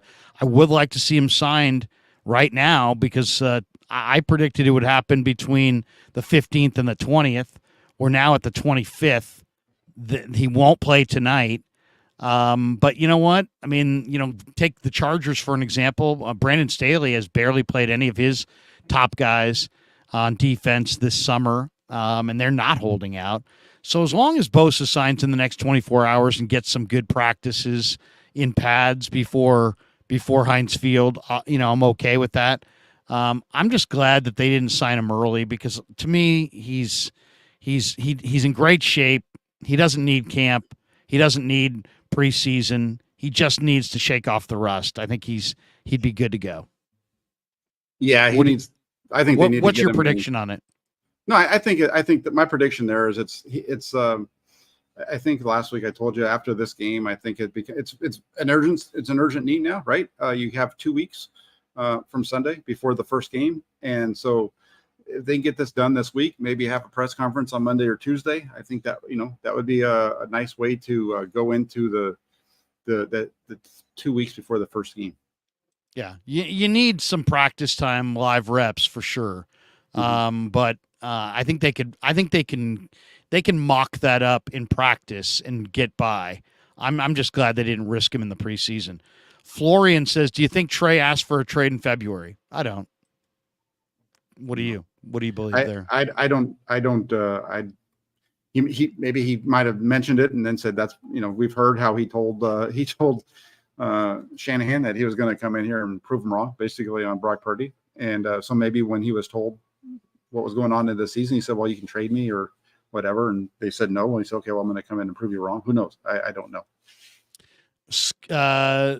Scribe Mine says, how many first rounders did Kansas City give up for Breeland Speaks? I mentioned that before because I said, Brett Veach took Speaks high. He says someone needs to get fired because this was a shit show from the start. Yeah, that ain't happening. I mean, you can say it. It sounds good on the super chat. It sounds good on the radio. It sounds good in a chat. You're going to fire John Lynch. It's one of the deepest rosters in pro football. You're going to fire Kyle Shanahan. They've been in the NFC Championship game for the last, 3 of the last 4 years. I look at it sort of like a mutual fund. I mean, you're going to have stocks that perform, stocks that underperform. Did they underperform in their whole decision-making around Trey Lance and this quarterback decision? Clearly. But ultimately, you get to, it's about how is your portfolio performing. And overall, their portfolio is good enough to be in the NFC Championship game in 3 of the last 4 years. And then the question also is, it's like anybody can take a sledgehammer to your kitchen counters and break it and destroy it. You need a contractor to go build that thing back up. So anybody can just say, fire this guy. That's great. Fire him and hire who? Who do you want to hire? And who's going to be better? I'll wait. Yeah, right. Mm-hmm. That's the thing. Mr. Blue Magic, who was with us the other night, how many coaches would lose with this roster? It's a good roster. All the more reason that, but here's the other thing too. John Lynch is the general manager. Kyle Shanahan has the bottom line on almost all major decisions with the 49ers. I don't think he doesn't get any credit at all for this roster. I think he deserves some of the credit for this roster. So you could argue that other coaches could win with this roster, but then you also have to give Kyle a little credit for being part of the front office that accumulated all this talent and is, one of the Super Bowl favorites. Yeah, I mean, how many conversations did we hear this offseason about how Brock Purdy wasn't very good, and the 49ers were still able to win a lot of games. And if he wasn't very good, then that must mean that Kyle Shanahan's a hell of a coach, right? Yeah, I mean, there's just people that have twisted themselves into a pretzel trying to justify all these opinions. Kyle sucks and Brock's no good, but somehow, together, they made it to the NFC Championship game and averaged 4 points a game more than the mighty Chiefs. How did they do it? It's amazing. Randall says, don't bring in a raw quarterback that needs to play. Not Jimmy. No other team that drafts that high makes their quarterback sit, and you know it.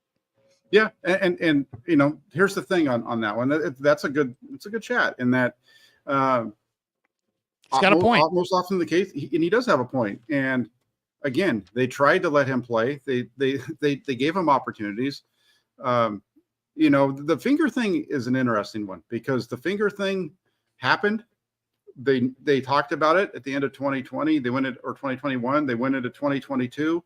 Trey Lance himself during around May of 2022, said that he was fully ready to go. His finger wasn't an issue anymore.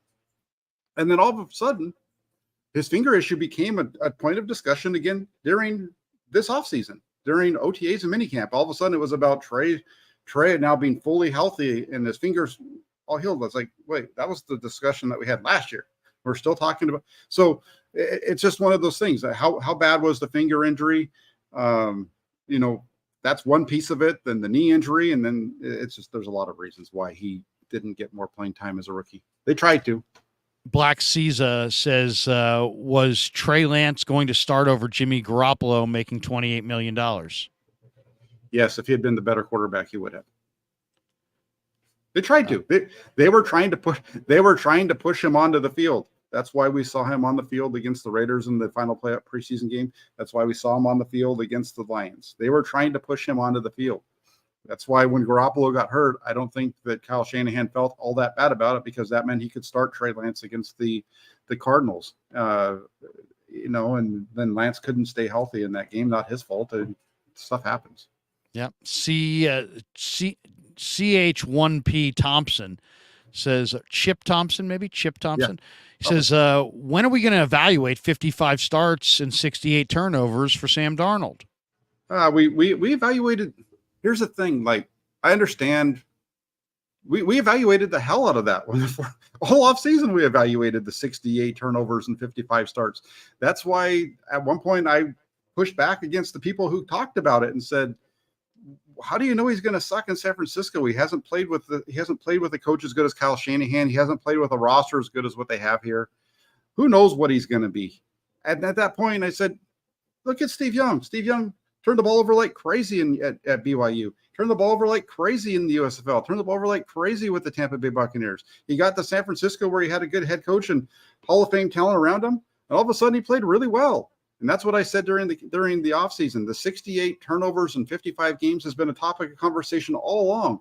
So it's been discussed, and it's an issue if it starts happening with the 49ers. We haven't seen it yet. I think he has, Larry, 2 turnovers in training camp? He has not turned the ball over this summer. I'll say this. I mean, I'm keenly aware of Sam Darnold's turnovers, and it's one of the reasons I'm not the hugest fan. But I do have lots of time on my hands, and I do have NFL Plus, and I have gone through all of his starts with the last couple of years. And what I found was there was a lot of turnovers in the fourth quarter of games when he was behind, and he's just trying to make a play. And I don't know exactly how many, but I would say at least a dozen, maybe closer to 20.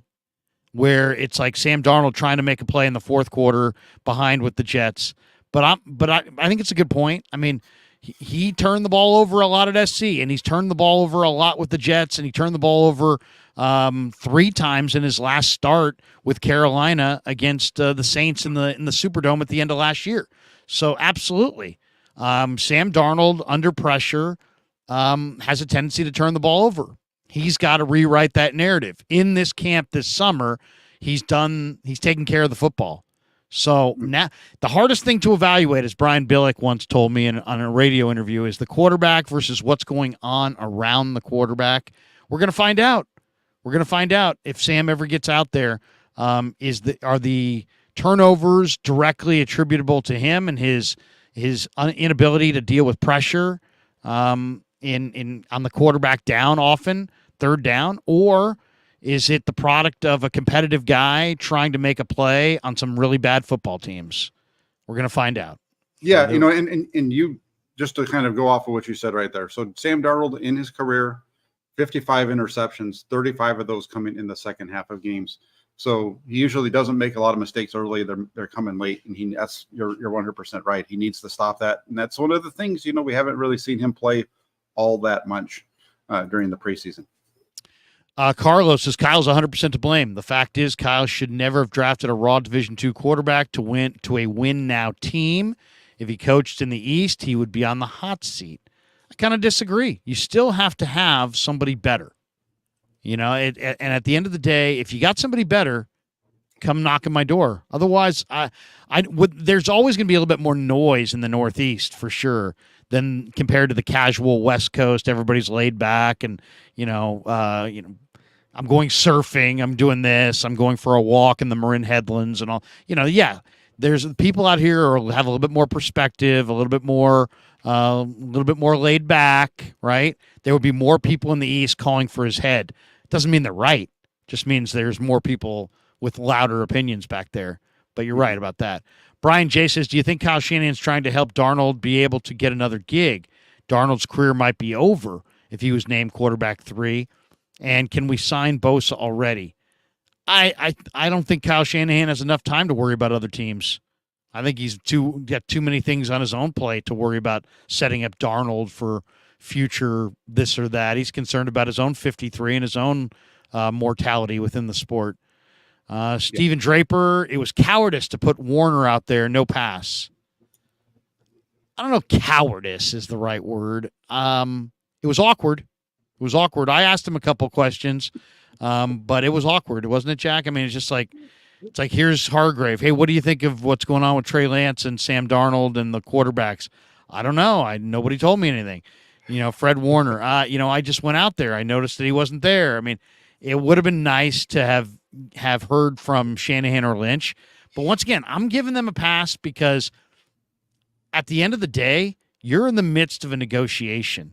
You're not going to be forced to answer a bunch of questions, and you're not going to stand there in front of the entire media corps and just say, no comment, I can't comment on that, I won't comment on that. So it's better in that situation to not talk. But it was awkward. It was awkward without a doubt. When you say they're in the middle of a negotiation, trade talks with other teams, you're thinking?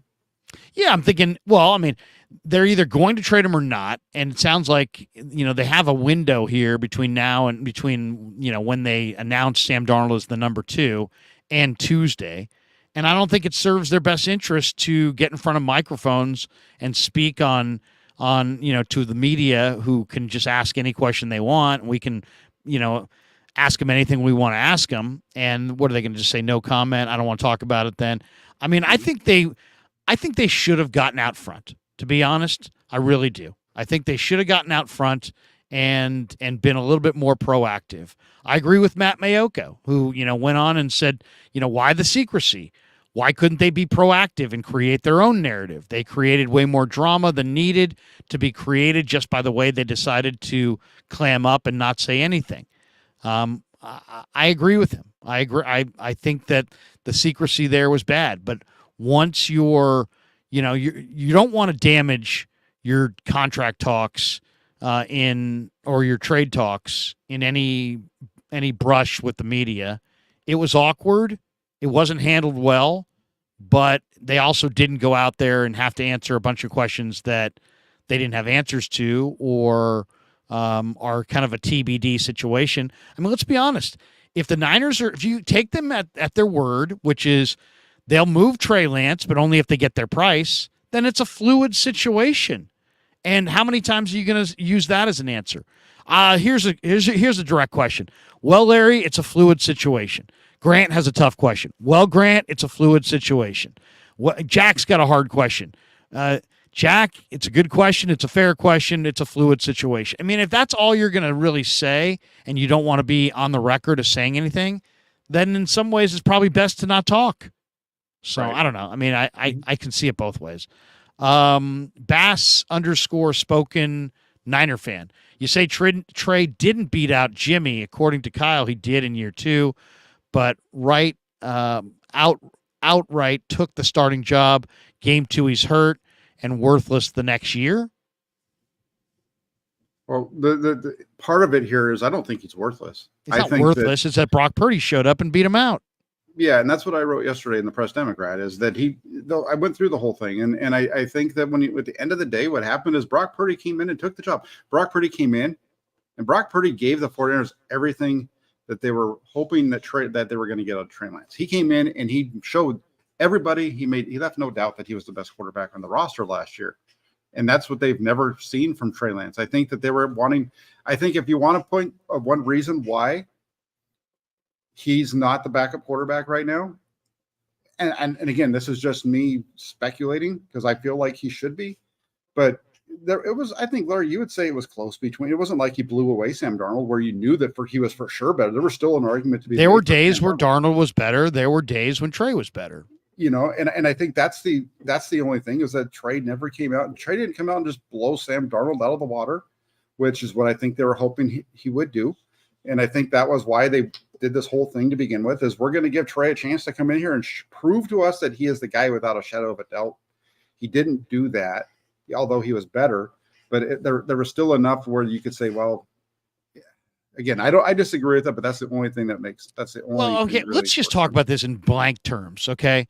Mm-hmm. Without saying it, Sam Darnold was the leader in the clubhouse, if you believe there was any competition at all, and some do and some don't.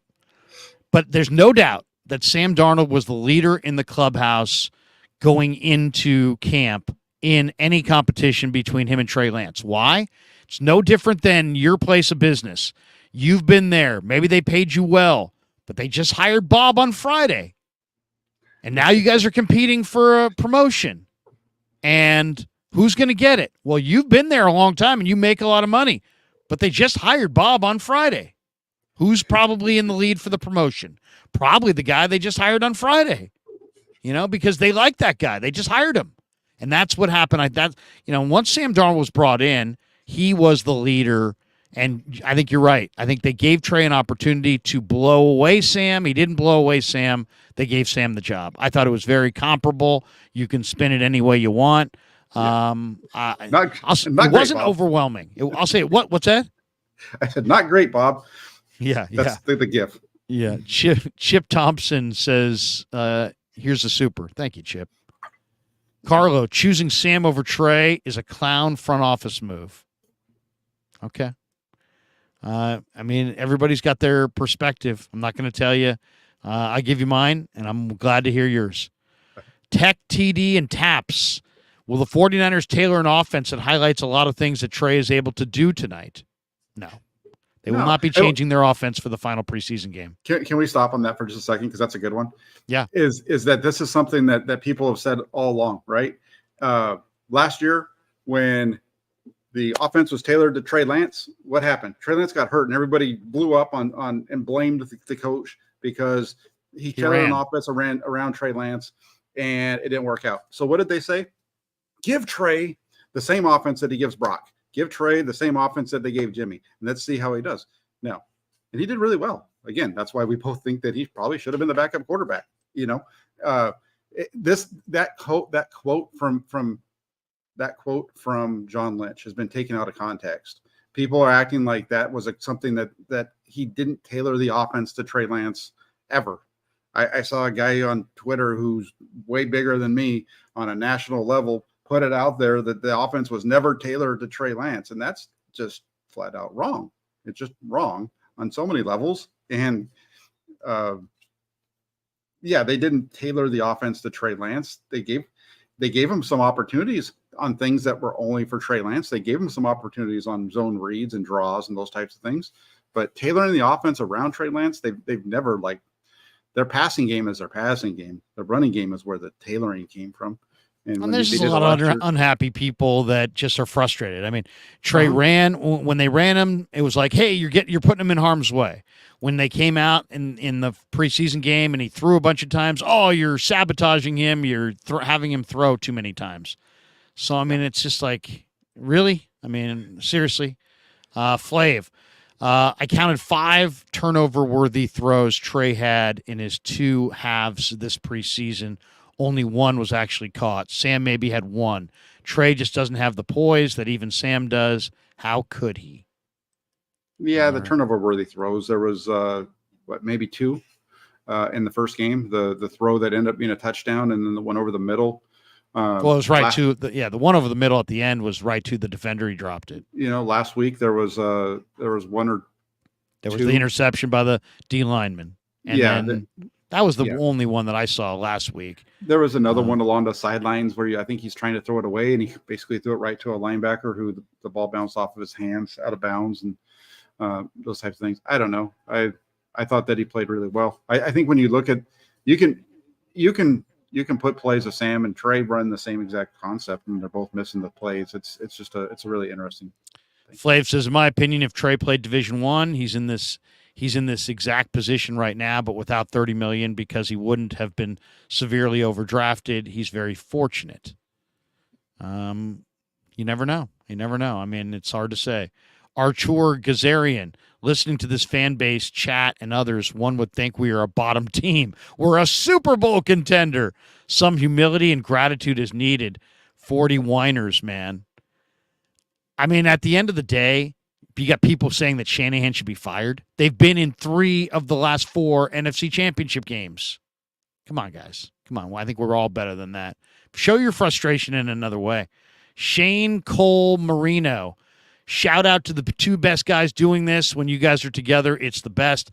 Love the show. Keep doing it. See you in Pittsburgh, Jack. Larry won't be there.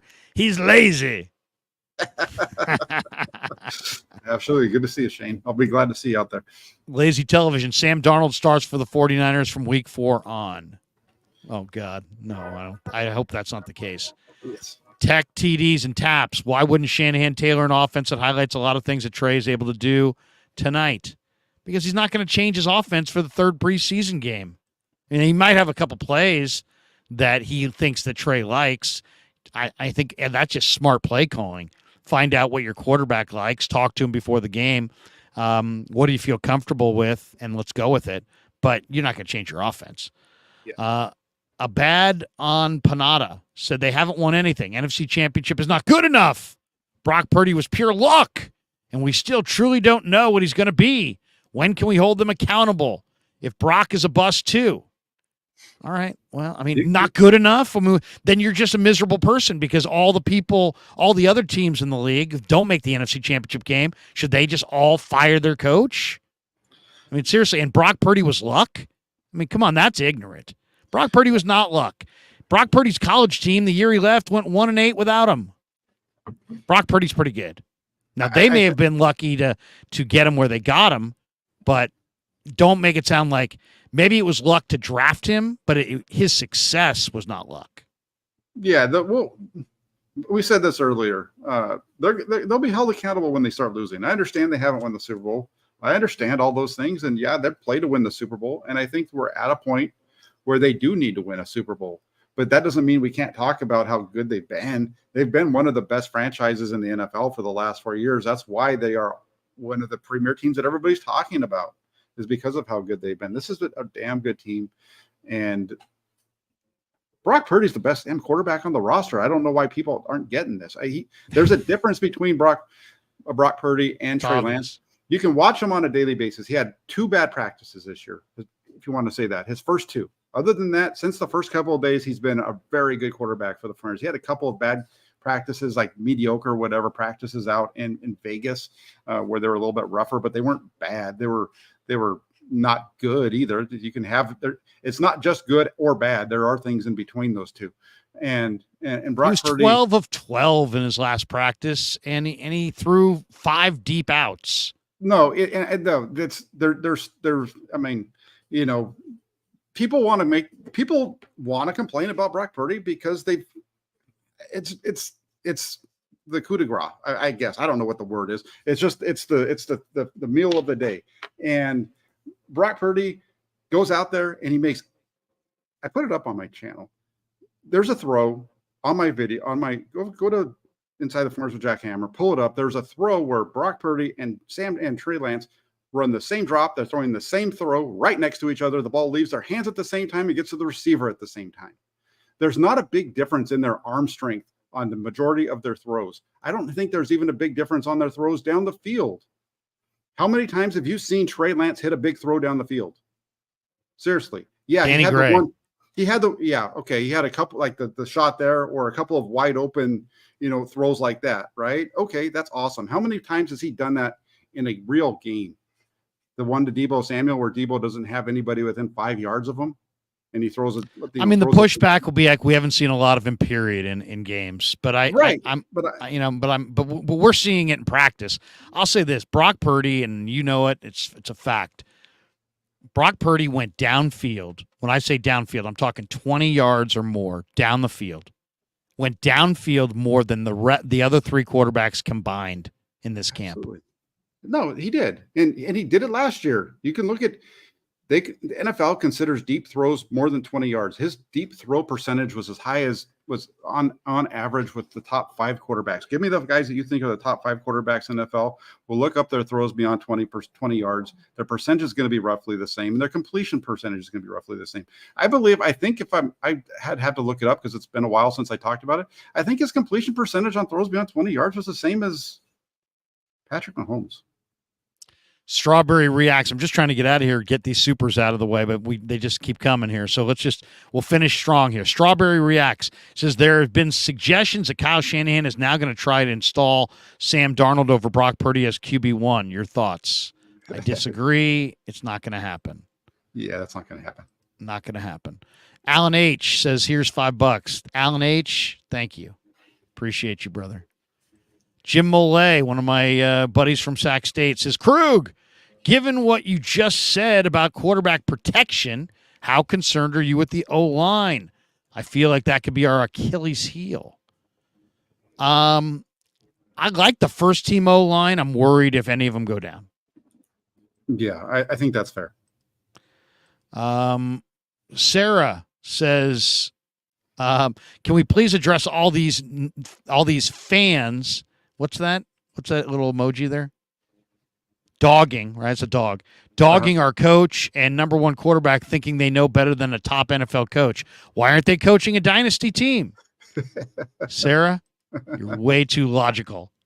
You'll never make it in YouTube chat. Alan says Trey will be QB3, and if so, may play this season. The leak was an attempt to get an offer that the 49ers can't refuse, but I don't think that'll happen. Could be right. Could be right. What an amazing 5 days this will be, though. Robbie439, if Jimmy Garoppolo and Trey Lance competed for the quarterback one in 2022, who wins? I think Jimmy Garoppolo, just because I think Trey is a work in progress. I think he's really, really raw. You know, a lot. It's not about your upside. It's much more about your floor, and it's really about your consistency.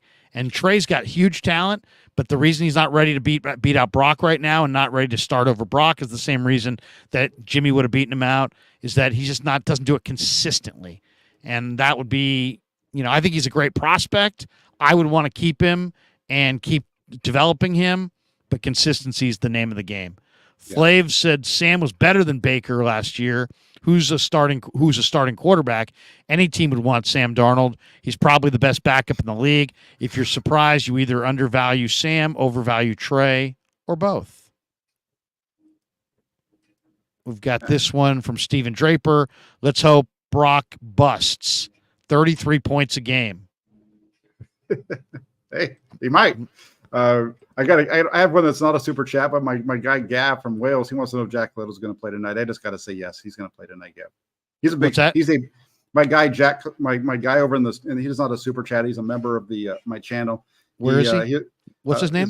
The notorious Gav. He says, does Jack Little play tonight? Yes or no? I'm just answering him real quick, let him know that yes, Jack Little's going to play tonight. He's been really good all throughout camp too. Notorious GAV said, we're only going to talk quarterbacks. Come on, LOL. I'm telling you, seriously. Get to the fullbacks, right? Yeah. Get to the fullbacks. I like Jack Coletto. Alan H., the anti-Kyle Shanahan fans are dangerous. I don't want to go into a new dark age. They made a difficult decision, as any manager would do in any working environment. Yeah, I mean, Jim Tomsula, we're going back to Joan from payroll, or Chip Kelly. Let me tell you, we tried to run. We ran there. It's like Chip Kelly was the most nervous post-game talker in the history of NFL head coaches. Holland Tracy, Larry, Jack, I appreciate your insights and watch you both every day. It's time to start counting our blessings as 49er fans, and Kyle should not be fired. He's not going to be fired. Chats don't fire coaches. Jed York makes that call. Tech, TD, and Taps. I drafted Purdy based on Jack and Lombardi analysis. Okay. On your fantasy team? That's smart. You're going to get a lot of points. Okay. I wouldn't mind what round. I'm thinking 10th round or later. T and K hunting gear. The racist talk gets old. If Mahomes came here, anyone wanting Brock to start would all be for Mahomes starting over Brock. Just saying. Yeah, let's. It's 100% accurate. And we'll finish with this one. Jackhammer's a great name if it's your born name. Hey, my parents have a good sense of humor. That's all I have to say. Were you born Jackhammer, or Yes. have you? Is that your Santa Rosa Press Democrat name only? No, that's my name. That's the my dad does. My dad had a good sense of humor. Let's just put it that way. Notorious GAV says, "Shout out the toolbox." That's right. That's right. That's what my members. It's the toolbox. If you want to be a member, you join the toolbox. Hammers toolbox goes together, and that's why he's got the $sign there. And the last one of the day, LG. We need a kicker. All right. And then Artur Gazarian or Adrian Gutierrez. Jackhammer is a great name. There you go. Back to him again. All right. Oh wait. Here we got one more. Deborah B. Hey, just got here. Oh, well, Deborah, if you just got here, did I miss anything? Nah, we'll just repeat it all. Any comments on Steve Young's advice on the Rich Eisen show for Trey to claw his way up, stay on this team so he can develop? I would love to see it. I would absolutely love to see it. Why not? He's a great kid. Everybody loves him. I don't think he will be a distraction. I hope. I'd like to see him stay. I'd like to see him stay. Unless you could get something that helps you win the Super Bowl this year, then I would say make the move. If not, keep him, develop him. You had a raw quarterback. Do not sell low on your super raw quarterback that, guess what, is raw.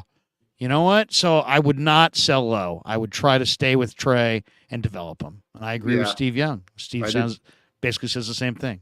I do too. I'm with them. If there's a way that they can keep him around, then you do it because it's just better for your team to have as many guys as possible.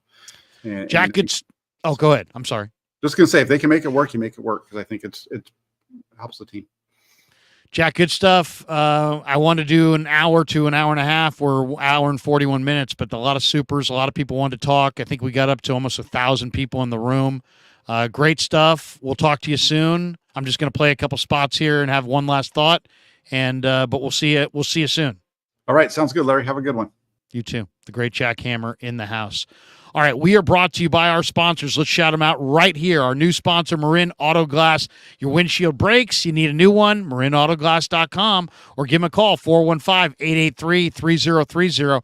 I actually had a guy on Broadway Street take out a gun and fire it through my windshield where I had bullets in my driver's seat. I called my man Saeed, the owner of Marin Auto Glass. I said, Saeed, I need a new windshield.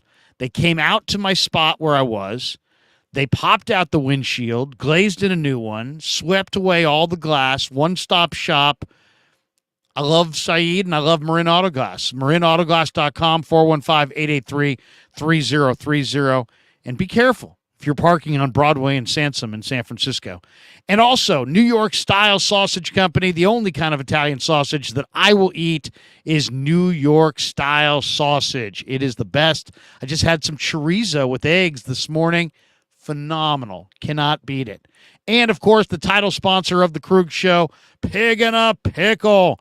The best barbecue in all of Northern California. They have two locations. They're in Emeryville and Corte Madera. They're open 7 days a week from 11 a.m. in the morning till 8 p.m. or until they run out. So don't show up in the last 15 minutes thinking you could have your pick of the menu because it's a real barbecue spot. They actually run out. But it is phenomenal. I would advise you to check it out. It's all good. The pulled pork, the chicken, the house-made sausage links, the house-made potato salad. It's just awesome. All really good stuff. But the brisket is, I think, the best I've ever had. The brisket chili.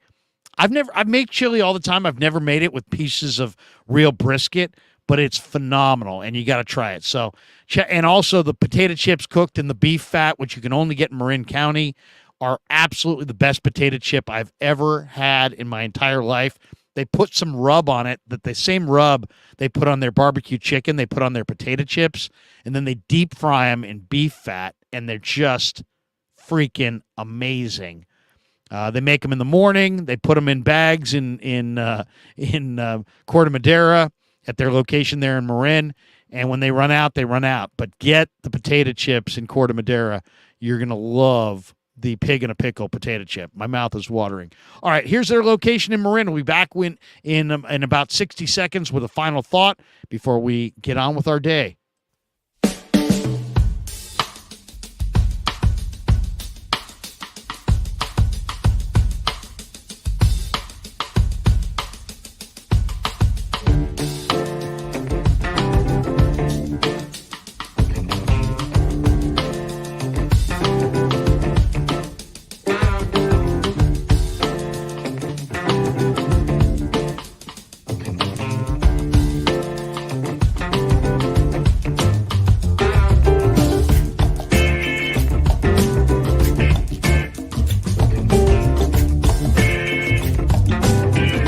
So New York style sausage was started over 70 years ago. We are the largest producer of fresh Italian sausage on the West Coast. What makes our sausage in New York style is really the recipe came from back east, from New York, from Connecticut. If you look at all of our labels, there's maximum 4 or 5 ingredients, which we're really proud of. There's no preservatives, no MSG, fresh in, fresh out. The pork comes in fresh, goes out fresh. There's never any freezing throughout the process. We've always used fine quality cuts. We're never gonna deter from that. It's one of the reasons why our sausage is so good. I guarantee you put our sausage up against anybody else's from a flavor standpoint, no one will beat it, hands down. Hey, do yourself a favor and do me a favor.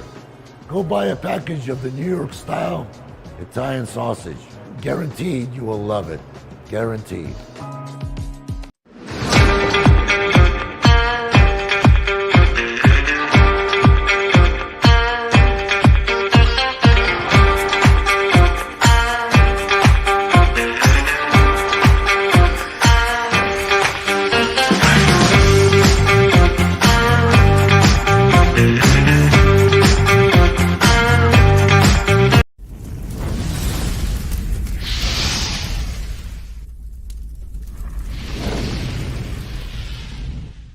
All right, coming down the home stretch on the Krueger Show. Thanks to Jack Hammer. Thanks to all you guys. Thanks for all the super chats, by the way, as well. Incredible stuff.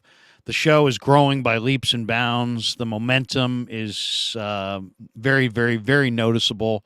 And we are sitting at 21,982 subs. We are 18 away from cresting 22,000. It seemed like just yesterday we were at 20,000, but we're picking up about 1,500 subs every 3-4 weeks. So we've had almost 1.2 million views of our live streams and videos throughout the last month. So thanks to all you guys for supporting the channel. We've got some brand new sponsors that are coming on because of your unbelievable support of this channel. So I'm not ready to announce their names yet, but just signed brand new deals with new sponsors. We'll be debuting that in the next couple days. Let's hit a couple chats, and then I want one last thought I want to share with you on a kind of a serious note before we bail for the door. Let's see. Oh, G.I. Jones says one more super. Says to answer your earlier question, if we fired Shanny sooner, we could have had Sean Payton and Vic Fangio. Okay.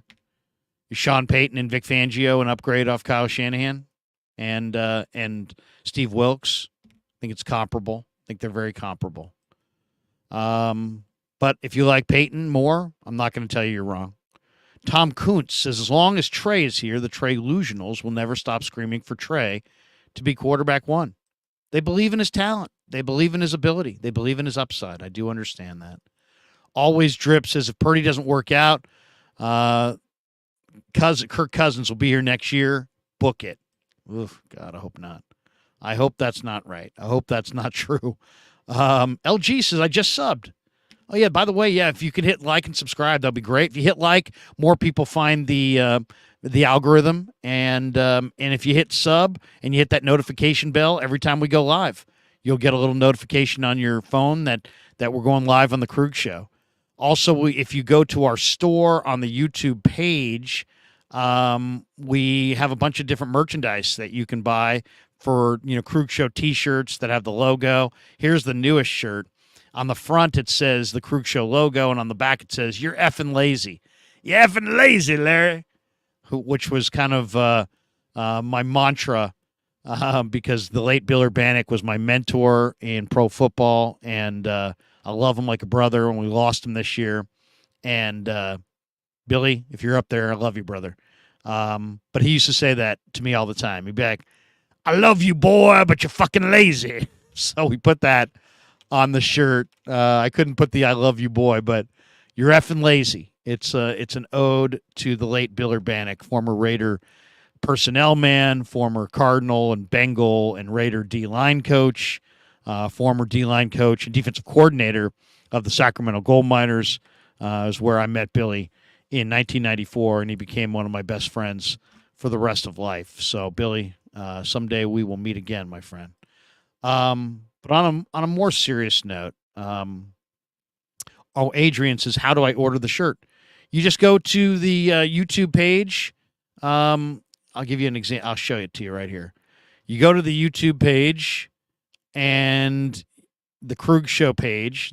Wait. Gotta go back. How do I go back? Okay.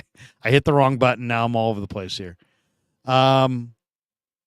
Anyway, you go to my channel page, and then there's a bunch of different options there, and you can go to the store, and then once you go to the store, it gives you all the different, all the different options there. So so if you type in the Krug Show on YouTube, it'll bring you to our channel page, and then once you do that, there you go. Then you'll see this right here and these monikers right across there. You slide it across and you get to where it says store, and you hit store, and then all these different options of merchandise come up, and you can order any of them. And then they'll ship it to you, and there's a bunch of different options here. So you got a bunch of different options of things that you can buy from the YouTube store on the Krug Show channel. So, and by the way, anybody who orders anything, my son then tells me who orders it, and we make a personalized video thanking you. And to me, I just look at that as, look, it's very personal to me. This whole channel is very personal to me, and in a lot of ways, it's my life project. And when you guys order a shirt, I feel like you're supporting me and my family and my channel and my life project. And when you support me on that level, I feel like I owe you something. And the only way I can pay you back is to individually thank you. So we get people that order stuff. I do 5 or 6 videos every day from people ordering merchandise off my channel. And I'm glad to do it. And my son will be like, "Dad, hey, we got, Bob in Los Altos just ordered a sweatshirt. Do a video." And then and then people sometimes leave donations on top of on top of buying a shirt. They'll leave a donation.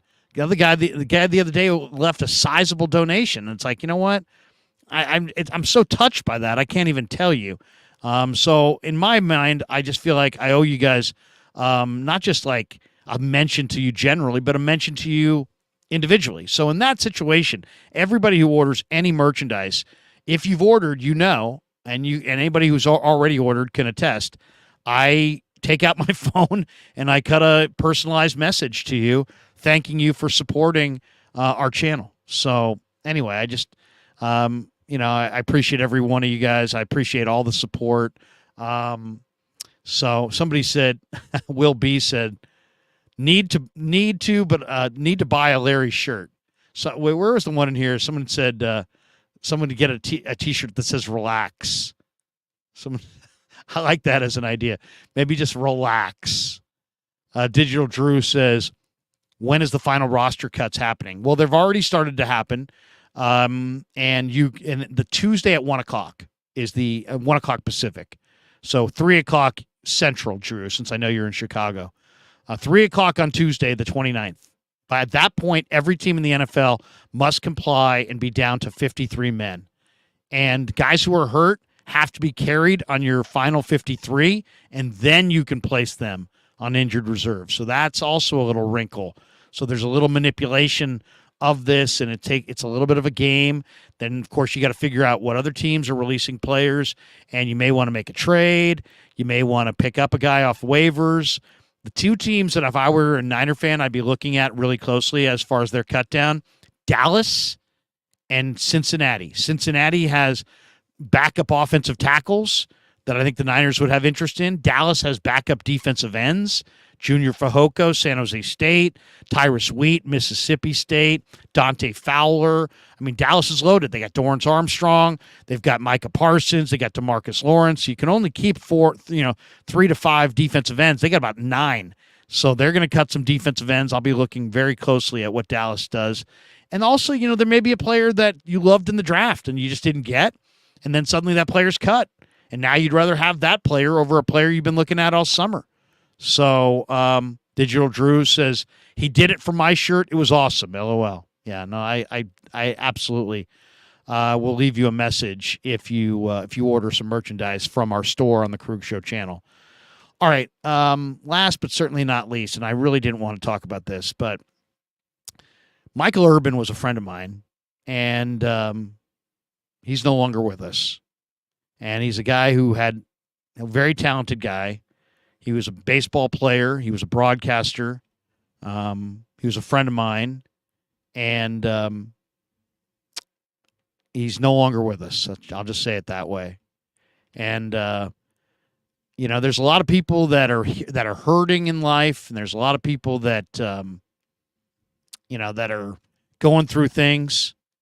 And, I feel really bad. I feel really bad for him. He died way too young. And I feel really bad for his family. He was a great guy. He was a radio host. He was a writer. He wrote a book on the Oakland A's, the Three Aces. And he was a good guy. He was a good dude. And I believe he leaves behind a family and maybe even a child.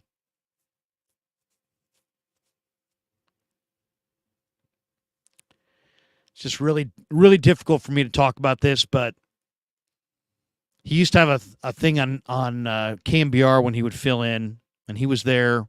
We weren't really there at the same times, but I knew him well, and he would simplify everything down to, good for ball, bad for ball. And somebody would call up and say something, and he'd be like, "Yeah, that's good for ball." And then somebody else would call up and something, and be like, "Yeah, that's bad for ball." And that was kind of his shtick a little bit. And, he had some problems and he had some issues, and he's no longer with us. But, Michael, you were good for ball, my man. And I'm sorry that you had such pain in your life. And I'm sorry that you couldn't find greater purpose, and I understand. God bless you, my brother. Guys, that's going to do it for the show today. I'm going to be back with you tonight after the football game. It's going to be a late night, but join us tonight. It's going to be fun. John Dickinson will be in the house. My son Kevin will join me tonight. I got to thank Kevin as well. He's helped me so much with this channel. He's made this so enjoyable to get a chance to work with my son in some capacity on this channel, on this project. It's been absolutely a joy. But tonight, 7:00 game, I'll be at Levi's. You're probably going to hear me with Dibbs and Willard on 95.7, probably doing a segment, I think, sometime later this afternoon. So listen for that on 95.7 The Game Radio on the FM dial. I'll be at the game tonight, 7:00 kickoff.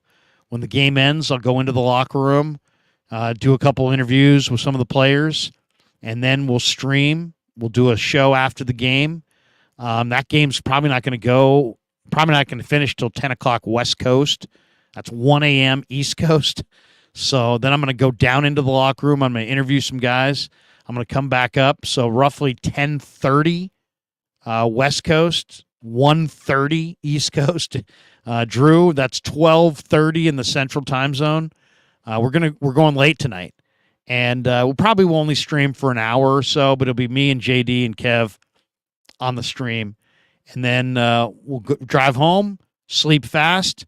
Tomorrow morning, Saturday, the 26th, the coach is going to stop by. He'll have a lot to say, I'm sure, about Trey Lance, about the Niners, about Brock Purdy, about tonight, about the game tonight, about the cut down, about Trey's future, Sam Darnold. We'll get into all of that with the coach. I love the coach. He's very passionate. He'll be here tomorrow. We pushed that back from 9 Pacific to 10 Pacific. So it'll be 10 Pacific, 1 o'clock Eastern in the afternoon tomorrow for me and the coach. Looking forward to it. And thanks to all you guys for supporting the channel. And we'll see you tonight after the football game. And we're out. Yeah, never met a man I've been scared of. Careful, you gon' get exactly what you asked for. Here for whatever you bring me, getting handled. I answer to no one, I don't need to hassle. Yeah.